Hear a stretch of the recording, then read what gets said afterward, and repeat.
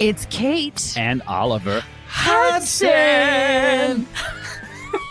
Host of the new podcast, Sibling Revelry. That's right. We started this show because, you know what? No one talks about siblings and that dynamic. The siblings, they know each other better than anybody. Yes. You know. Listen to Sibling Revelry on the iHeartRadio app, Apple Podcasts, or wherever you listen to podcasts.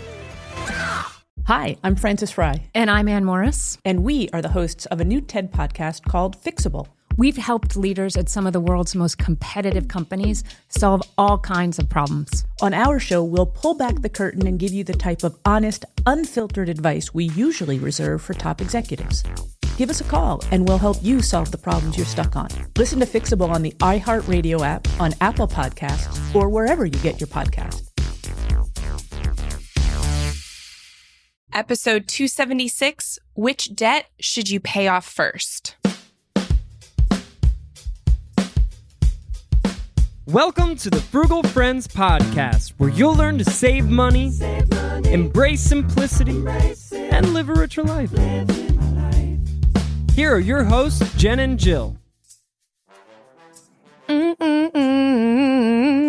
Welcome to the Frugal Friends podcast. My name is Jen. My name is Jill. And today we are talking about systems, logistics, plans, I don't know. However you want to pay off your debt, the order in which you should pay off your debt. There are standards and then there are nuances where you can change it up. So we're going to go both into the standard advice and then also give you tips for customizing it, because most of the time what's best for you is going to be somewhere in the middle of the standard advice. Yeah, we might know we want to tackle our debt. We want to pay it off. But then we start to look at our debt and say, well, okay, what's the strategy? How should I go about this? What's the best strategy? If we have more than one debt, which many people do, you need to kind of think about how, in what order am I going to tackle this? What's my game plan for 2023 and beyond? So we're here to talk about that. Sometimes we think too much about it and are paralyzed from starting. And so hopefully it can also be on the other end of that spectrum helpful to say, hey, it doesn't matter. This doesn't matter as much as everyone says it does. And you can change it up here. Oh, speaking of debt, this episode is brought to us by Debt-Free Stories. Woo! But whose debt-free stories? Your debt-free stories.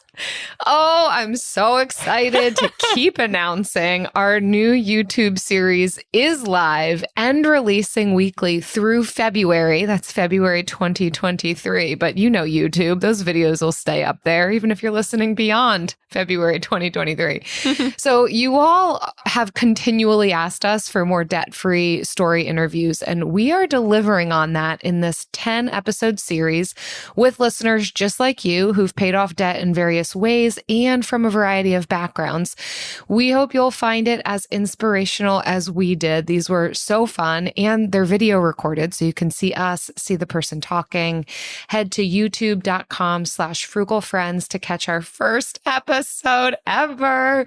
And be sure to subscribe and turn on notifications to get updated when every episode drops. Yes. Can you tell we're like so over the moon about this? So we just, at the time of this recording, have recorded the first few, and they are fantastic. They are the perfect mix of practical advice and inspirational story from listeners just like you, from normal people. And I think that's what makes the stories so special, is that these are not people who claim to be experts or who claim to do anything particularly exceptionally. They recognize too that I'm a normal person and this is how I did it. And that to me is inspiring, the most inspiring. So I hope that they help you and inspire you as much as they have inspired us recording them. Yeah.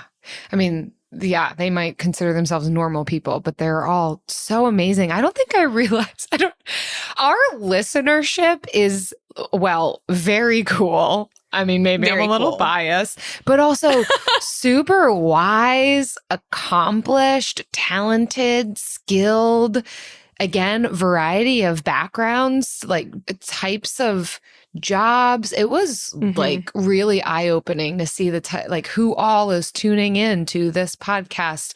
And you all are you're the cream of the crop out there. You are fantastic people. So, and we have been honored that you have been willing to share your stories with us, and we're honored to share them. So definitely subscribe to Frugal Friends on YouTube and hit the notifications button to get all of the debt-free stories as they are released throughout the rest of the month in February. And we're only going to keep doing it if it's a success. So if you like it, let us know that it's a success by subscribing and hitting the notification button. And then we'll keep doing it. We'll do a second season. Yes. So let's get into which debt you should pay off first. If you are interested in paying off your debt this year, then there are a few other episodes that we have. I would say there's probably at least a good 20, if not more, episodes where we just talk about the logistics of paying off debt and how to do it faster.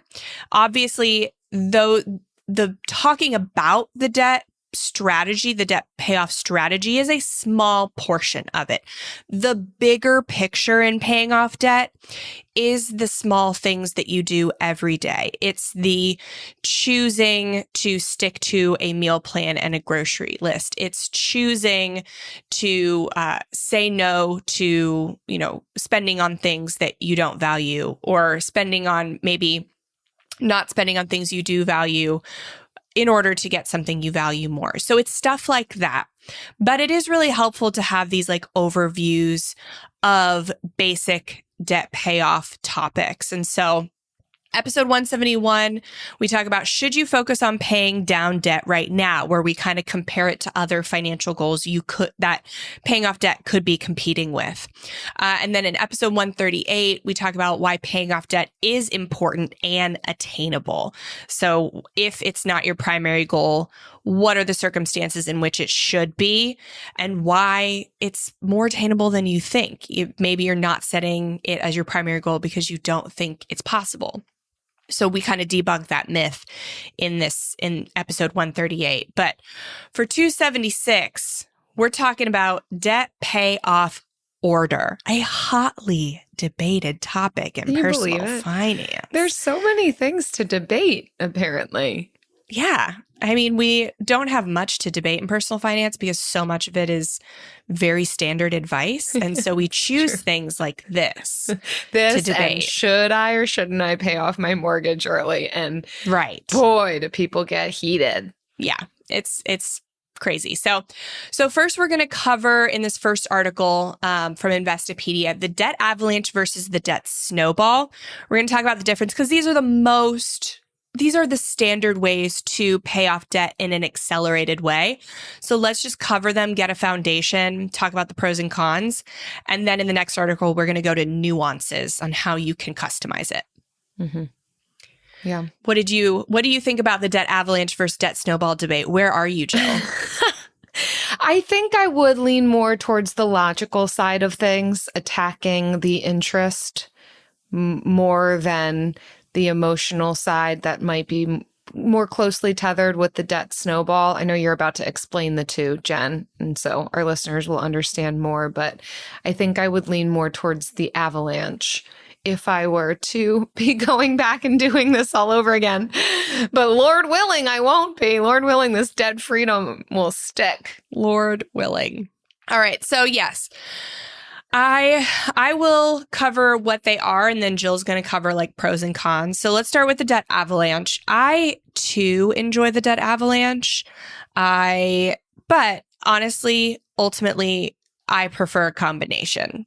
And we'll get into that later. Oh. But so the debt avalanche, for those who are unfamiliar, it involves making minimum payments on all your outstanding accounts, so all of your debts, and then using any remaining money that you've earmarked for debt to pay off the bill with the highest interest rate.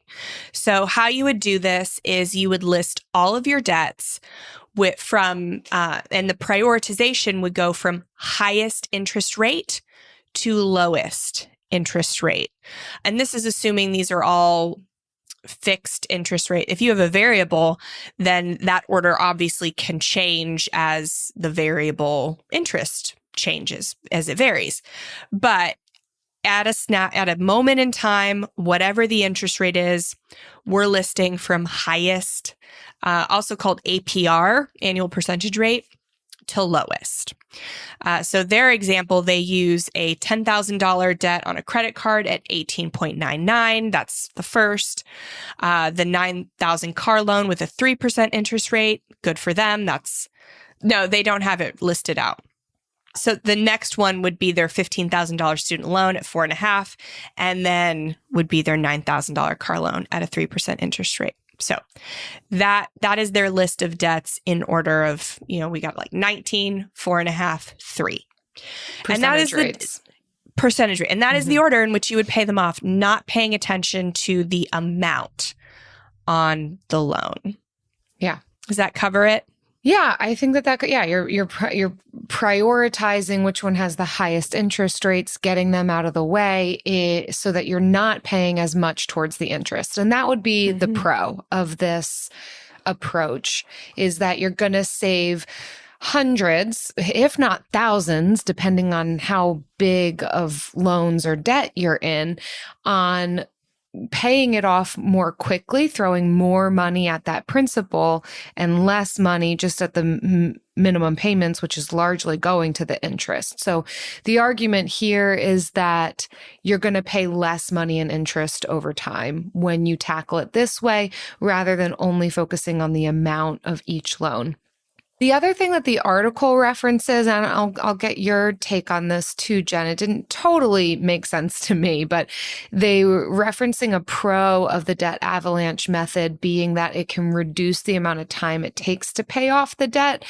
But I don't see why that wouldn't be like just across the board. Like if you're going hard at debt payoff, you're just reducing the time across the board. I don't know why this method would reduce it more than another. Yeah, because it lessens the amount of money you're paying. Theoretically, it lessens the amount of time, because if you have the same money to pay off debt, if you're paying off the higher interest rate first and saving money, then theoretically you are saving time as well. But I've done various calculations with debt snowball versus debt avalanche. And 10 times out of 10, the debt avalanche does save you money. For the amount of time for that money, it's usually just maybe a month or two, honestly. It's not a lot. Okay. Yeah. And they only referenced a few months as well. But when you get close to the end of debt payoff, weeks and days mean something to you. So, and then some of the cons to the debt avalanche that they reference is that it can take maybe a greater degree of discipline and commitment to make more than the minimum payments. One of the things that is referenced by both those who really rally for the snowball or the avalanche is that sometimes your debts that are larger in amount and you're just chipping away at them, you don't have all of the emotional kind of motivation behind it to be paying it off. And so it requires kind of this consistency rather than like a win here and there. So if that's you, then that might be viewed as a con. And then it's also recognizing that it requires a consistent amount of discretionary income, meaning extra money to throw at this debt. I would argue that that's any debt payoff scenario. Like it requires you to set aside more money to throw at it. So that maybe that's just a con of debt payoff in general. Yeah. I love the debt avalanche. And I don't think either method has as many like cons, or they're being very generous on what they're considering pros and cons. But yeah, if you want to optimize if you're a very math oriented person and the numbers are really what motivate you, the debt avalanche system is going to motivate you more than the debt snowball, because every dollar you pay off essentially counts for a little bit more money you have moving forward. And honestly, like, so does the debt snowball. So it's just like when we get into the nuances and really talk about how we can create a hybrid version of these, that's where I get really excited. But for what it's worth, face value, this is the debt avalanche. Next is the debt snowball, which involves listing your debts out from smallest amount first to largest amount. And I know some people will do it where they will, like in student loans, there are typically multiple loans within a student loan account. Like I know I had probably 2 loans per year. So they will either count that as one, or they will separate it out, each one in their debt snowball. Again, up to you, whatever makes you feel good. So, but it's listing it out from smallest to largest and essentially tackling the easy jobs first. We tackle the smallest debt and then work up to the largest debt, so that by the time you get to the largest debt, you have built so much momentum, so much self-confidence that you are able to finish quickly, finish with the same momentum. And it is a great psychological, method for paying off debt, because like what Jill said, paying off debt is just hard. It doesn't matter which method you're choosing, it is hard. So for their example, using the same debts as we used above, they would start with the $9,000 car loan, because it is the smallest debt, even though it's the smallest interest rate, then go to the $10,000 credit card debt, and then to the $15,000 student loan. So they essentially are paying off, they're keeping that 19% APR credit card around for however long it takes to pay off the car loan. And that may not sit well with a lot of people, because these debts are so close together. So we're talking $9,000, $10,000, $15,000. I think where the debt snowball very much shines is when you've got your 9, your 10, your 15, but you've also got a couple credit cards with maybe like 1,000 here, 900 there, stuff like that, because that really cleans out the debt, so to speak. So anybody who's decluttered or simplified knows that when you declutter, you just feel better. You feel better about things. To get out all the clutter of your finances is a very similar feeling. When you're staring down 10 different debts and you're able to clear out 4, 5, 6 of those with relative speed, then that can be super motivating. Just, it feels very good. So that's where the debt snowball really shines, is in those situations. One of the things that this article didn't seem to touch on, but has been my understanding of the debt snowball, is not just getting rid of your lowest amount debts first, but that there's this compounding nature to the snowball.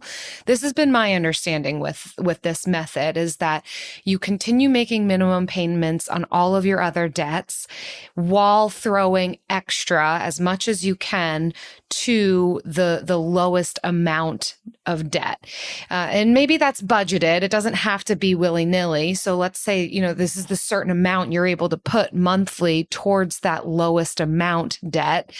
Then once that's tackled, you add that to the next debt, the next lowest amount debt, and add that on to the minimum payment, so that each time you're kind of increasing the amount of debt you're able to pay towards the next debt, because it's what you're already used to having paid, if that's making sense. And this article didn't reference that, but I feel like that's part of even like the imagery of the snowball is as it rolls in the snowball is getting bigger and bigger. You're putting larger chunks of money towards the next debt, which is part of what makes it helpful to go at it in order of amounts, because then by the time you get to the highest loan amount, you've got the most money to put towards it because you're kind of compounding the payments towards it. Yeah, I'm glad you explained that, Jill, because the snowball does give you the best visual representation of that in that method, because the bigger the debt gets, the bigger the amount of money you have to put towards it. But the same thing happens in the avalanche. It's just that the amount of the debts may vary. On both methods, you are paying your minimum on every single debt. It's just when you budget and maybe you have $500 a month to put towards debt. When you add up all of your minimums, that adds up to $400. So it's, where do I put this extra 100? That's what these methods are really explaining there, or helping you prioritize, is where does that extra margin go? Mm-hmm. In the debt avalanche, that extra margin would go to the highest interest rate loan. And then once you pay that off, and maybe your minimums, you're getting rid of a credit card, so your minimum's now $350. Now you have $150 of margin. That $150 now goes to the second highest interest rate. With the snowball, your margin goes to the smallest amount debt. When you pay that off, then you have $350 for minimums, $150 in margin. That $150 goes to the second smallest debt. So you're doing the same thing in both methods. I think you get a little bit more of a visual gratification when you are doing the snowball, but it's happening in the avalanche as well. Mm-hmm, mm-hmm. Nice. Yeah. Yeah. So as far as pros and cons, I mean, we've said it already, but with the snowball, it's a lot more of that emotional side, the motivational side. When we can get these quick wins, it can help us to keep going, which I don't want to downplay. There is a big part to debt payoff that has to do with our mental, emotional, relational, physical state. And so if seeing an accomplishment is going to be a big motivator, help keep you on track, then the snowball is worth considering. Again, like Jen said, if you're a little bit more logical and it's the numbers game and that's what's going to speak to you and keep you on track, then it might be the avalanche that you want to move towards. Certainly with the snowball, it can be easy to implement as well. I mean, both of these are. Either one is taking a quick look at the numbers and deciding which way you want to tackle it. But then, of course, the con of the snowball is that you could incur more interest, or if it takes longer, if you end up paying a high interest loan later because it's a greater dollar amount, then obviously you're going to pay more in interest. And so in that regard, it could take longer to become debt free. But again, as we said, maybe months different from each other, not a large amount of time in the grand scheme of things. And usually not thousands of dollars either. It's usually in the hundreds, which whatever keeps you motivated to pay off the debt faster, it's going to be a wash, honestly. If the snowball keeps you motivated, and this comes into, they have a few questions to help you decide at the end of this article. And one of them is, which is better?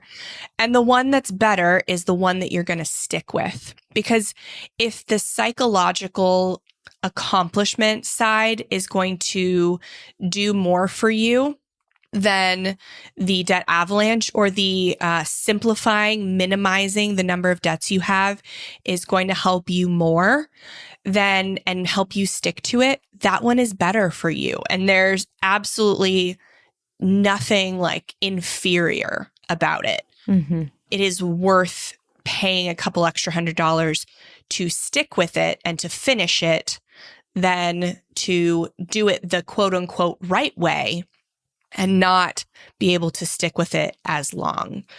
So the one that's better for you is the one you feel best about. And honestly, customizing it in the way that makes you feel even better about it. Yeah. And then, of course, there's the additional questions of, well, what else should I be doing with my money? Is it better to pay off the debt or save or invest or fill in the blank? And we've answered that in a previous podcast episode too, which you can feel free to head back to episode 171. What should you focus on in debt payoff? But just to cover that briefly, because it's also mentioned in this article, specifically, they're asking the question, is it better to put money in savings or pay off debt? I think they're using the term savings interchangeably with investing. We know they're two different things, but of course, paying off debt versus just stashing money away, not making any level of interest, paying off debt's going to be far better. But if we're talking about investing that money or putting it into a high yield savings account, you want to look at percentage rates of interest rates, right? What are you earning on that money versus what are you going to owe in interest? And so certainly it can be worthwhile to consider investing, especially investing for retirement, congruent to and alongside paying off debt, especially when our debt interest, the interest rate on the debt is lower than what we're earning on interest in those investment accounts. So certainly it's going to be up to you as an individual for what feels good for you. But if you're an average income earner, you really are going to want to consider investing as early as possible. That's just our little hot take. Not that hot of a take. I'm just make up your own mind. But then of course it's worth saying with savings, yes, have an emergency fund. So in alongside paying off debt, we do want to have some money stashed away for medical or other emergencies as they arise. So don't leave yourself high and dry. So a few things to consider there: retirement, emergency savings alongside debt payoff. Yeah, especially with the example they've given in the article of the two of their loans are under 5%. We've got a 3% and a 4.5%, and that is really good. That is way less than what you'll get over time in the stock market if we're looking at like a 30-year horizon, whereas 18.99%, you would be, expert pro to get that in the stock market over a 30-year time horizon. So like you're probably not going to make that up by investing. So getting rid of that is a great idea, but it's not as important. I mean, the 3% interest rate and the 4.5% interest rate, you don't have to be as on fire about. And we'll talk about that in the next article. So I don't want to get ahead of myself. AI might be the most important new computer technology ever. It's storming every industry, and literally billions of dollars are being invested. So buckle up. The problem is that AI needs a lot of speed and processing power. So how do you compete without costs spiraling out of control? It's time to upgrade to the next generation of the cloud, Oracle Cloud Infrastructure, or OCI. OCI is a single platform for your infrastructure, database, application development, and AI needs. OCI has 4 to 8 times the bandwidth of other clouds, offers one consistent price instead of variable regional pricing. And of course, nobody does data better than Oracle. So now you can train your AI models at twice the speed and less than half the cost of other clouds. If you want to do more and spend less, like Uber, 8x8, and Databricks Mosaic, take a free test drive of OCI at oracle.com/strategic. That's oracle.com/strategic. oracle.com/strategic. This podcast is sponsored by Ramp. Are you the decision maker in your company? Consider this. For the first time in decades, there's a better option for a corporate card and spend management platform. Meet Ramp, the only corporate card and spend management system designed to help you spend less money so you can make more. Most corporate credit cards offer points as incentives, but those points amount to less than their worth in real cash value. Ramp's corporate cards offer you cash back, real money in your pocket. Plus, you control who spends what with each vendor. And Ramp's software collects and verifies receipts automatically, which means you'll stop wasteful spending and close your books in hours instead of days. Businesses that use Ramp add up to 5% to their bottom line the first year.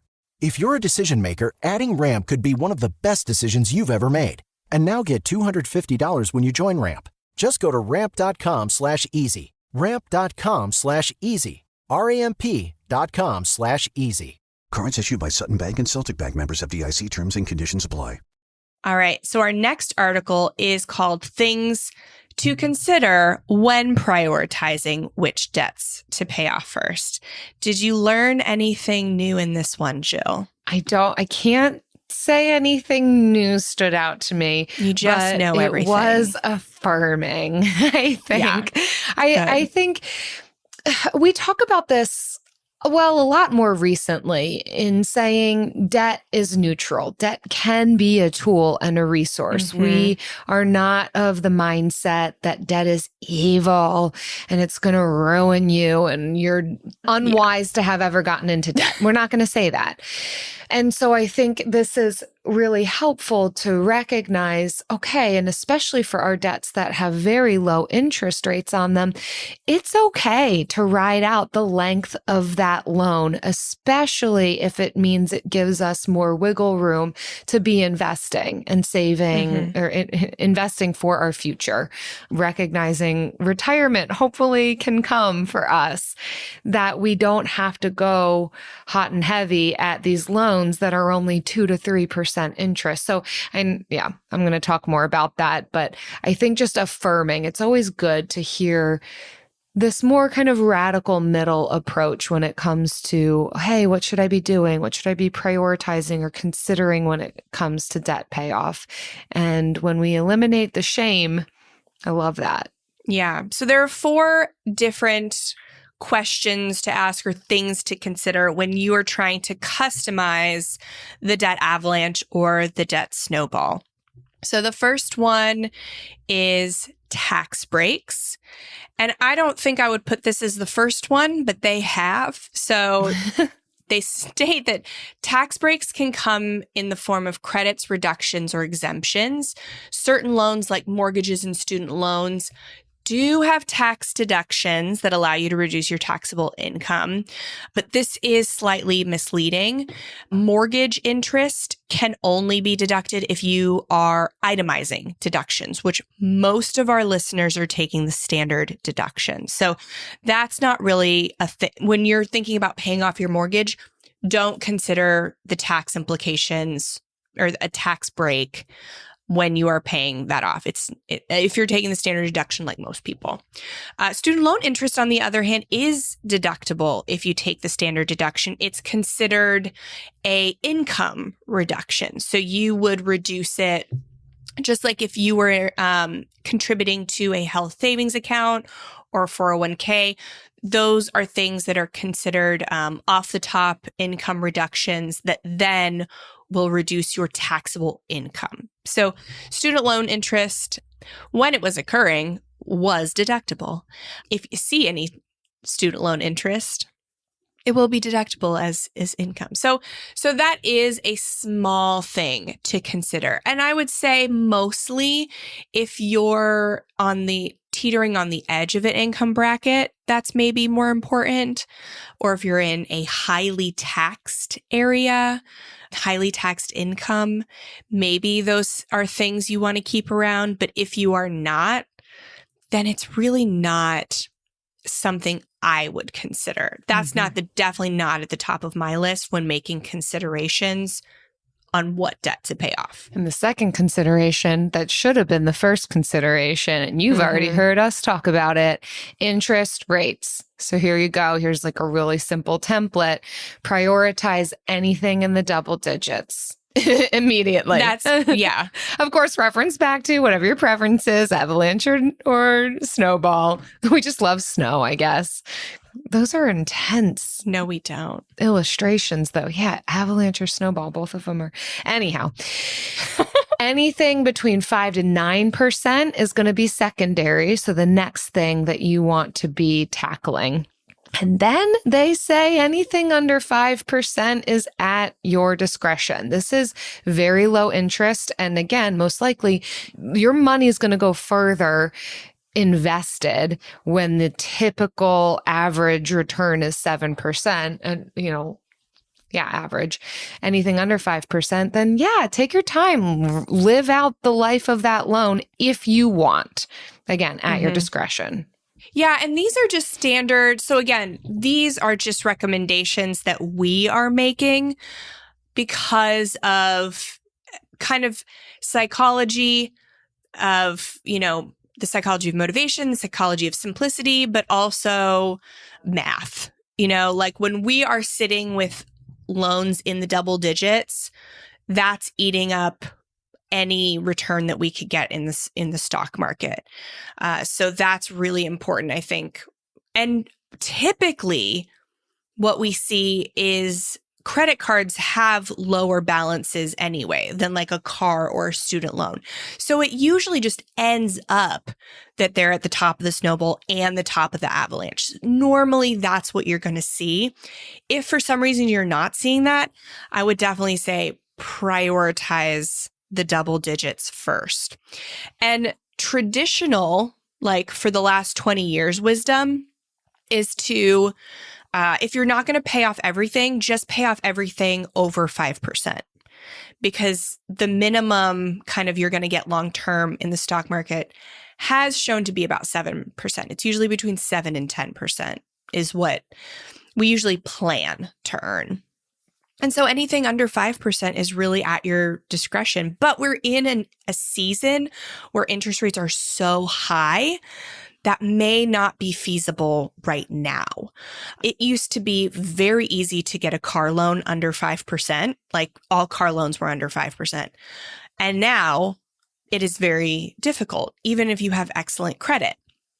So that's why, like we're saying, anything 5 to 9% is secondary, because you want to make sure you are maintaining your emergency fund so that you don't have a reason to go back into double-digit interest rate debt, and that you're also starting to incorporate some investing. That you're still, if you were able to invest, and maybe a new interest loan is trying to pay off that will keep you from investing, try to stay at the status quo of where you were, and just secondarily try to incorporate that debt that's between 5 and 9%. But it's really up to you. That's just like a recommendation from your frugal friends.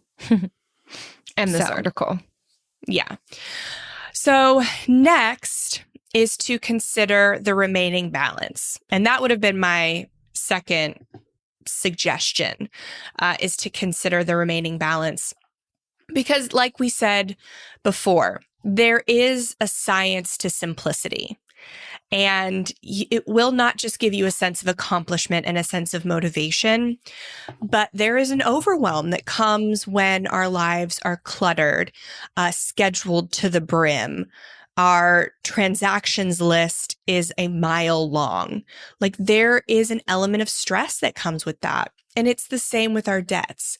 The more debts you have, and the higher the amount, but even just the individual debts, causes more stress and anxiety. So if that is something that you are seeing, then definitely maybe starting with a snowball and then progressing to an avalanche might be what works for you. Alternatively, when we interviewed a couple for our Debt-Free Stories series on YouTube, we found that they prioritized the higher minimum payments. So they didn't look at interest rate as much. Well, they did look at interest rate, but they didn't look at amount, but they did focus on, I don't forget if this is a couple or one of the other girls. I don't remember who did it actually, but they focused on the monthly payment and focused on the higher monthly payment so that they could get that out of their life quicker. So once they paid that off, then they had this huge amount to add to their margin. Mm-hmm. And so that normally will probably end up being probably your largest interest rate. I'm not sure.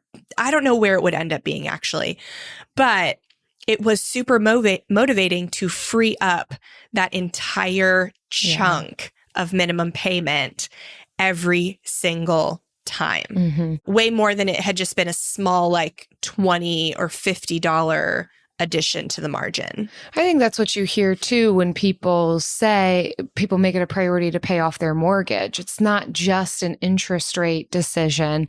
It's also that freedom of no longer having a mortgage, freeing up what is usually a big portion of where their monthly expenses are going. And so, yeah, similarly, if you've got a payment that is taking up a good chunk of your take-home pay, then you're going to experience a good deal of freedom when now you've got that $400, $500 not obligated to be paying every month. And you can kind of put it where you want to, whether that's towards more debt or just living large. Yeah.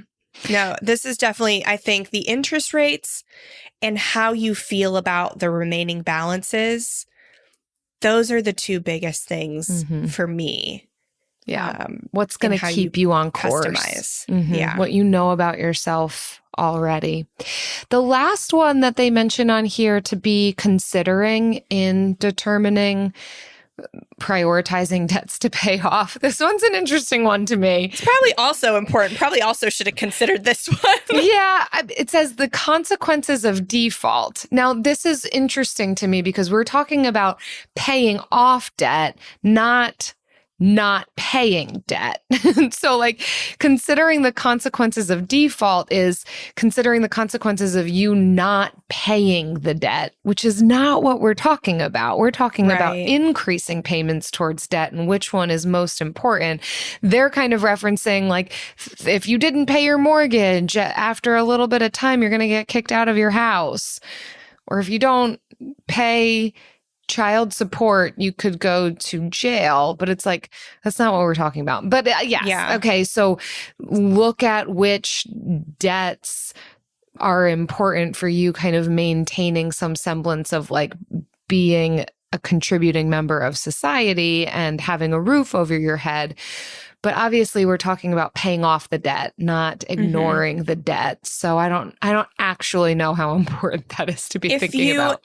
Are on the line, if you are going through a season or are working on getting a new job or getting a job, I think this is something to consider.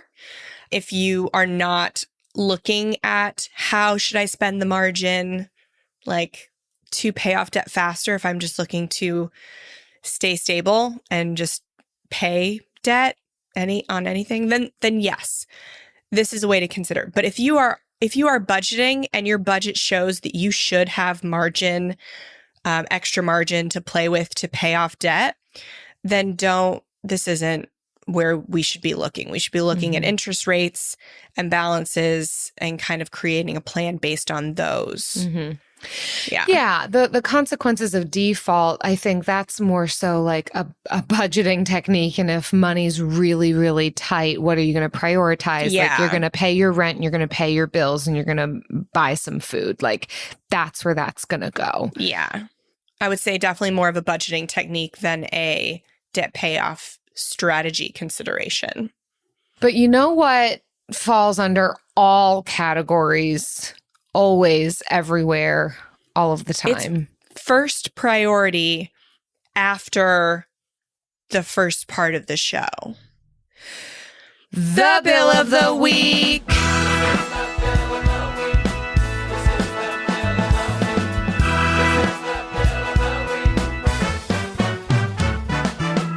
That's right. It's time for the best minute of your entire week. Maybe a baby was born and his name is William. Maybe you paid off your mortgage. Maybe your car died and you're happy to not have to pay that bill anymore. Duck bills, Buffalo Bills, Bill Clinton. This is the Bill of the Week. Hey, this is Nick, longtime listener. I have listened to every single one of y'all's episodes. Thank you very much for what you do for our community. Y'all are amazing. My bill of the week is the mental tax and exhaustion from being an introvert trying to network, listening to your most recent episode when I'm recording this, and hearing just go out and do it. It's not that bad for introverts to network. Just throwing it out there as my bill. It is extremely taxing and exhausting. Just had to recently do this at a couple work professional conferences, and it took days to recover. So thank you guys again for what you do, and God bless. Nick, you've listened to every single one of our episodes, every single one. I mean, that's amazing. I'm not saying you're not telling the truth. But Jill hasn't even listened to all of our episodes. Yeah, probably not. I don't even know if I was here for all of them. But also, great point. What a great bill. That is also a great point about the mental task and exhaustion. Yes, I had to come to terms with this as well. And if you don't know what he's talking about, Nick's talking about our episode with Mandy Woodruff Santos, where she talks about increasing your income by getting better jobs, getting promotions, by becoming poachable, essentially. So, and the way you become quote unquote poachable is by networking and meeting new people that could quote unquote poach you and get you, that could hire you for a better position or higher paying position, et cetera. And the idea of networking at like big networking events as an introvert, yes, I'm totally against it.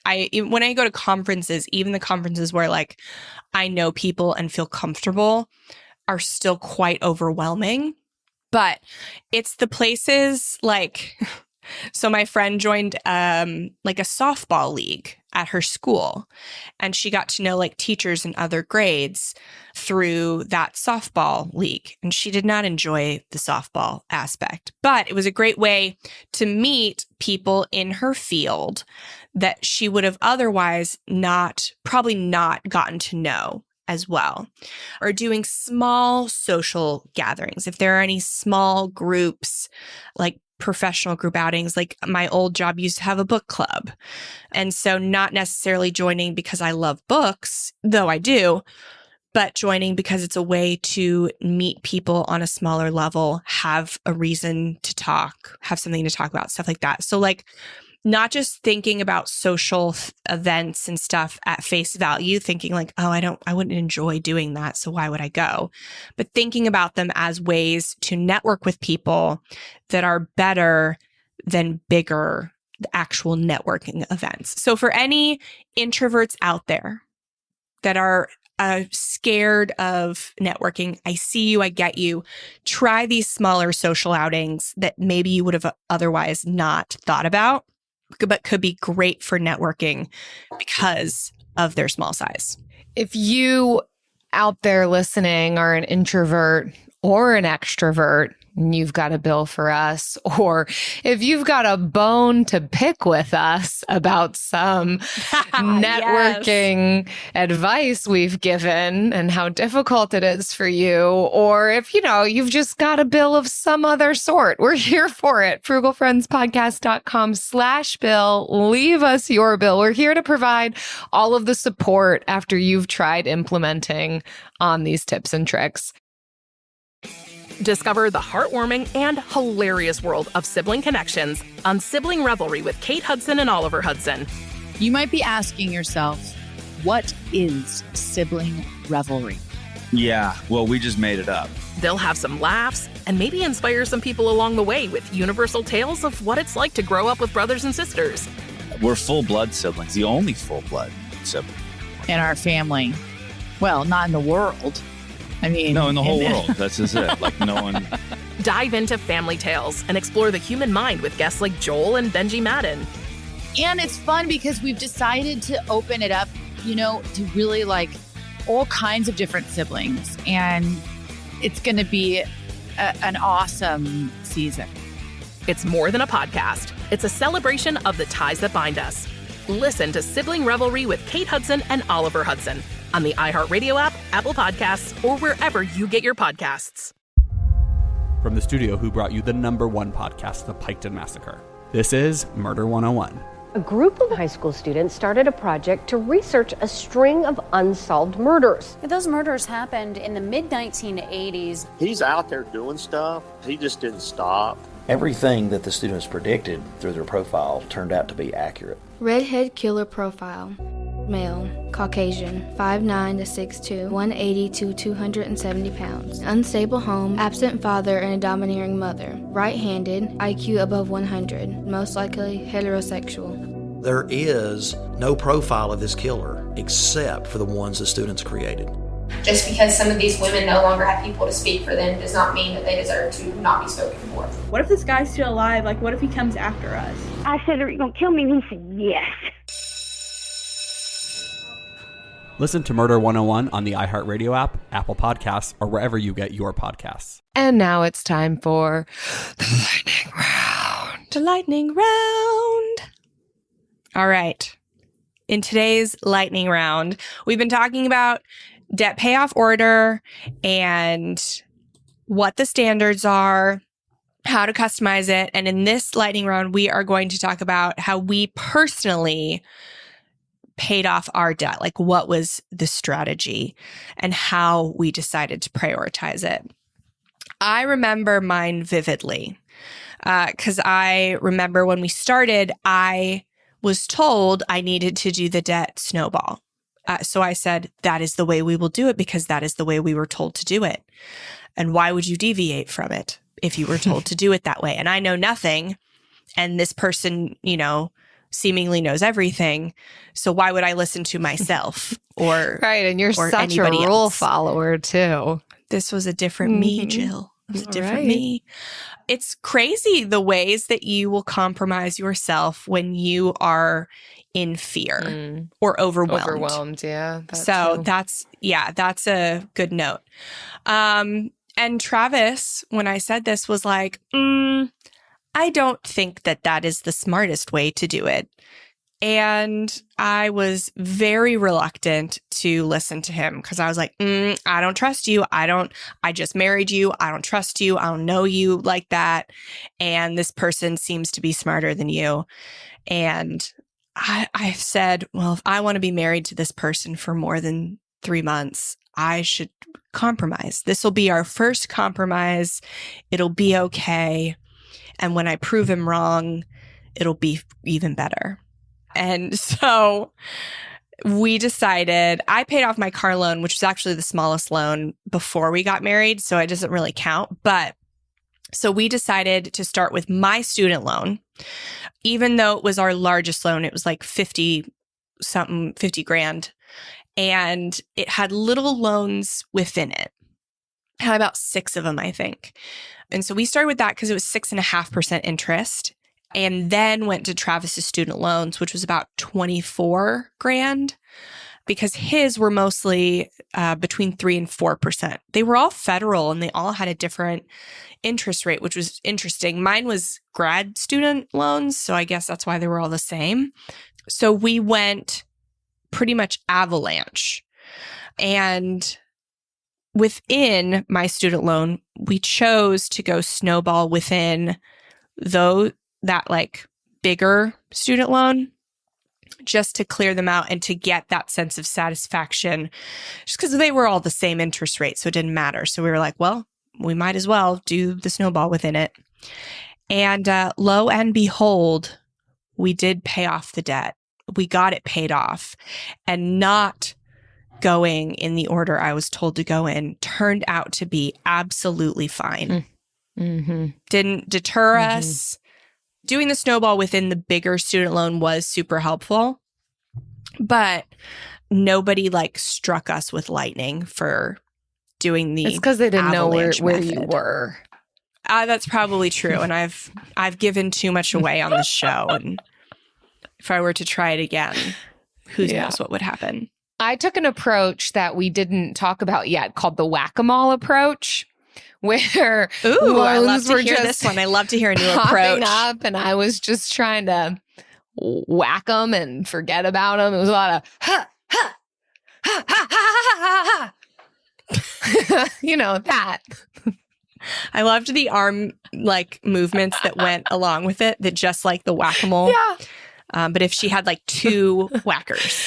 I love how much she was playing 2 games at the you same time. remember, Jen. I don't know what it is. I guess I don't have a great memory, or I block out things that I perceive to be traumatizing.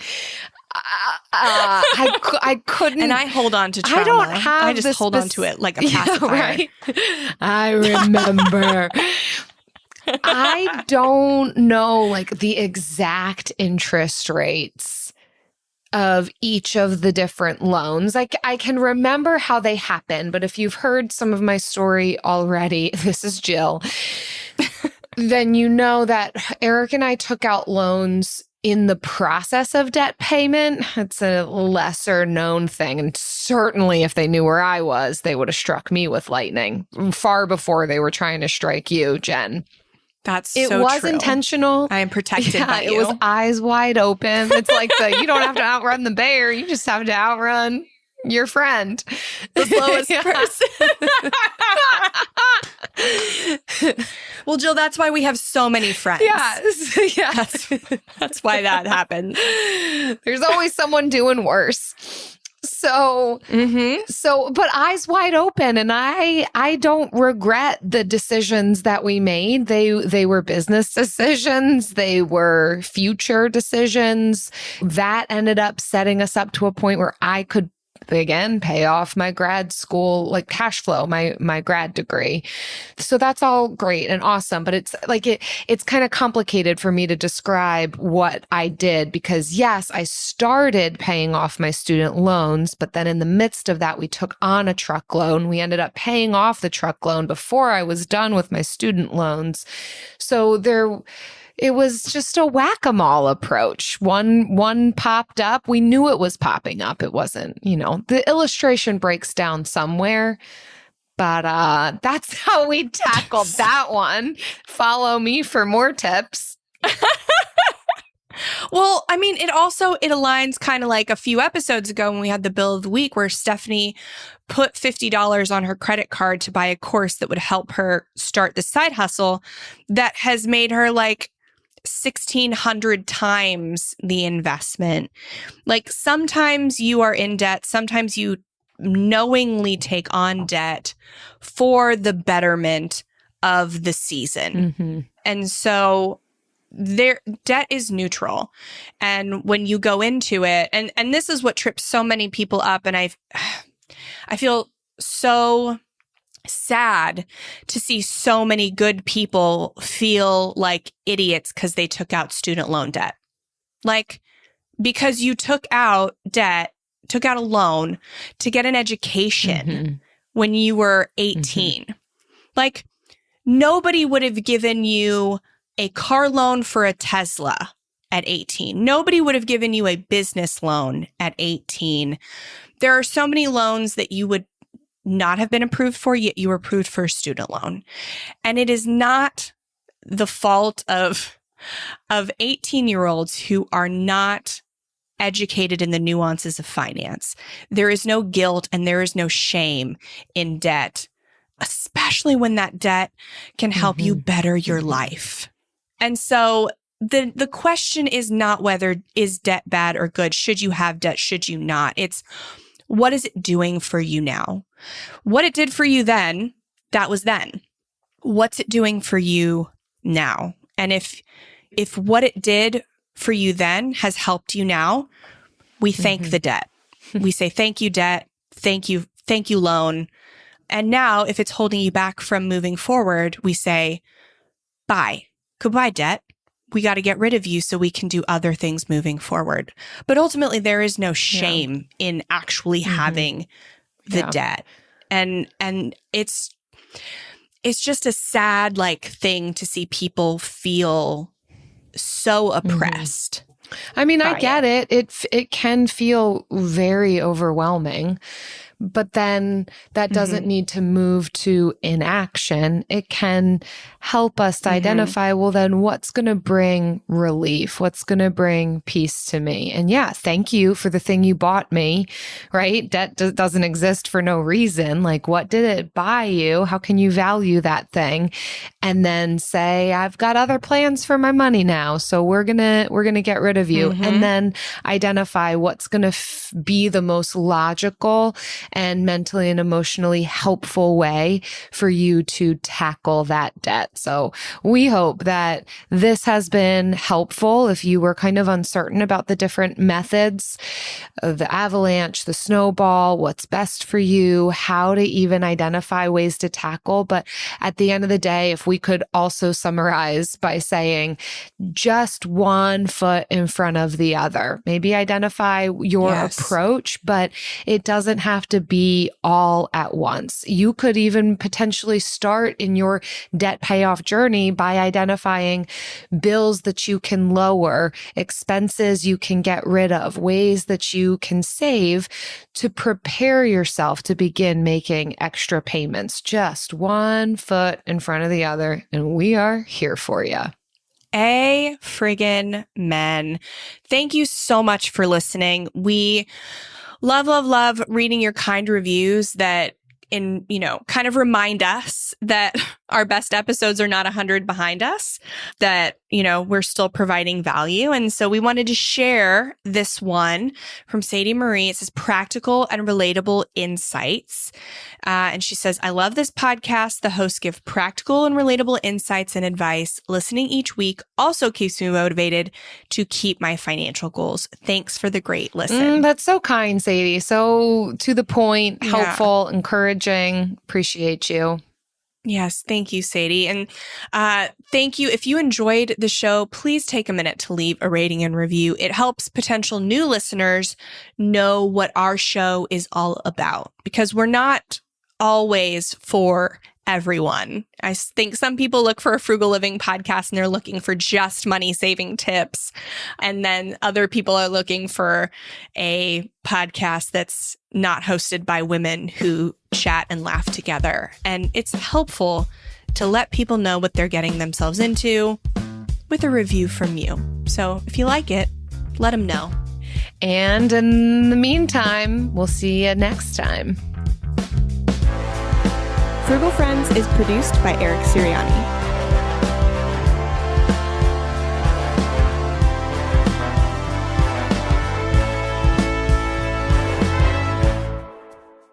So, Jen, it's January. Yes. When this releases. We're recording it in December. I'm currently at Podfest. Ooh. When this releases. Hey-o. No, not this one. I'm currently not at Podfest. So right now I'm prepping for January. I've got January in my mind. We talked about this when we went to Sam's Club together before my membership expired. But I loved that final trip to Sam's Club we took and all the free samples we got. I'm in the midst of, I'm preparing for what I imagine will be a low spend January for multiple converging reasons of life circumstances. But we have talked about this too. I am making right now in December, some purchases to prepare myself for January to not be spending much money at all. And not much of that has to do with the fact that it's the holidays, just where renovations are and life circumstances. And so when you told me, so when you were like, I'm preparing for this, and you told me what you were calling it, I was like, what? And then you explained it, and I was like, oh my gosh, me too. Yes. And it has nothing to do with holiday spending. Again, it is our renovations and where we are in life. Yeah, it's that final push of renovations, but before we can see, so for both of us doing these, getting these short-term or midterm. What is yours going to be? You've been all over the place. Long-term? More long-term or is it midterm? Okay, midterm. Okay. Mine's a short-term rental. Yours we is have long-term renters rental. And That's midterm. True. Yeah. We're not able to yet rent it, but it's the final push before we can get it rented. And so it's a lot of money going out, but not that money coming in yet. And so I'm prepping. One of the things on my list to buy in December, to be prepared to not spend money on the more luxury frivolous items, is definitely a bottle of gin. Not gonna lie. I'm like, I can't. I mean, not I can't. I do not want to do January without an ability to make myself a gin and tonic. I respect that so much. You know what is going to sound even worse? I am, 25 weeks pregnant now. And when this airs, I will be, 29 or something. I don't know. And I was at a White Elephant gift exchange and I picked up this really nice bottle of bourbon. It was $17.92. And I was like, oh my God, yes, I can save this for March. I'm so excited. And then somebody stole it from me.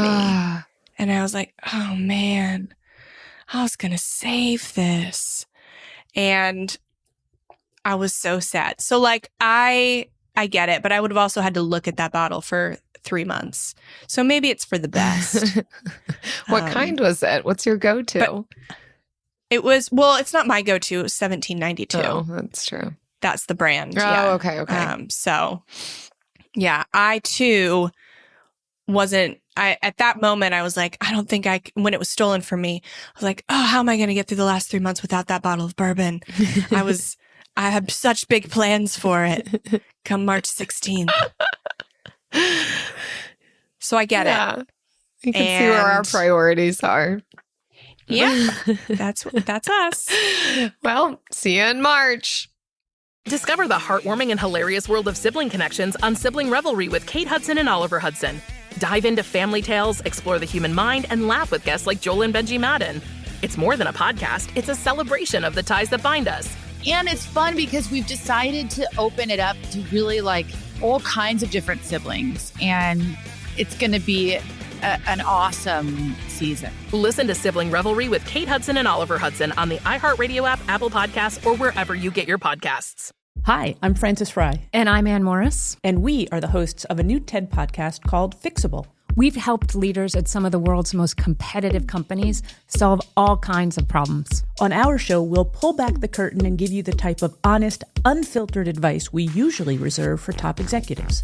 Give us a call and we'll help you solve the problems you're stuck on. Listen to Fixable on the iHeartRadio app, on Apple Podcasts, or wherever you get your podcasts.